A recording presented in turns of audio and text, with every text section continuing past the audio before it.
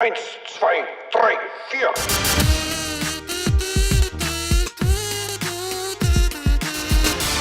Schnickschnack. We actually already have a word for this in English. We don't need one in English because we already have it. It's doodad.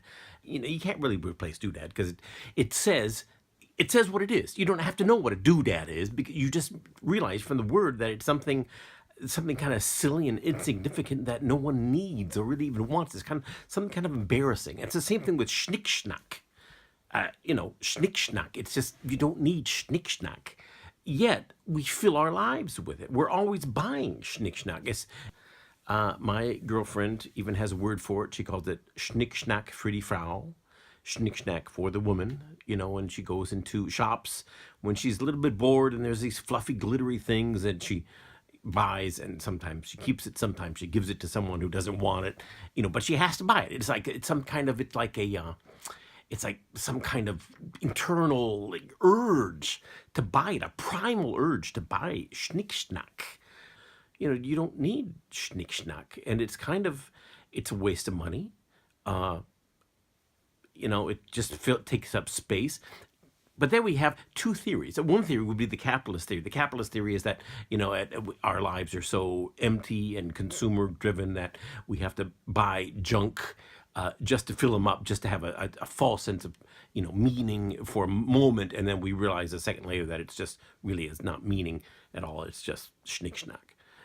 Another theory, my theory would be that humans have a problem with empty space. They see empty space and it scares them. It's like they have an empty space phobia.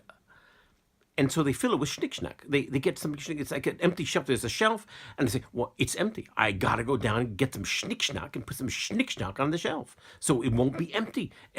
Anything that's empty is scary to some people. It's an empty space phobia. I think that's really true. And so we fill our lives with junk. And it's also, it's a modern thing. I don't think in history there was a lot of schnickschnack. The Middle Ages, I mean, if you go back to the Stone Age, did Stone Age man get schnickschnack? Did the woman go out and get little rocks and shells and bring them home and put them on in the cave? I mean, did the caveman come home from hunting and go into the cave and he wants to sit down on his favorite rock and it's filled with other rocks. It says, what are all these rocks here? You keep buying these rocks. Pretty soon there's going to be more rocks in the cave than outside the cave.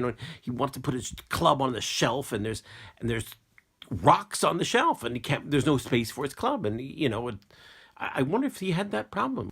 Sometimes I wonder, actually, if a woman, if it's more than that, if like a woman looks around the house and she's got a nice little house set up, she's got nice things, she's got fluffy, glittery things, schnickschnack on all the shelves, and but in the middle of that is this guy, and he's kind of sitting in the chair. He's kind of hairy, a little bit smelly. He's drinking beer, watching TV. He's not really good for anything, but he's just kind of there. He takes up space. And so she kind of looks at the schnickschnack, and she looks at the guy, and she says, what would I rather have in my life? Maybe at some point, I kind of have a fear in my life. At some point, I'm going to come home and I'm going to try to get in the door, and there's going to be not any more room in the apartment for me because it's going to be filled up with schnickschnack. And I'm going to say, woman, it's either me or the schnickschnack. One has got to go. And she's going to say, I'm kind of going to stick with the schnickschnack. Eins, zwei, drei, vier.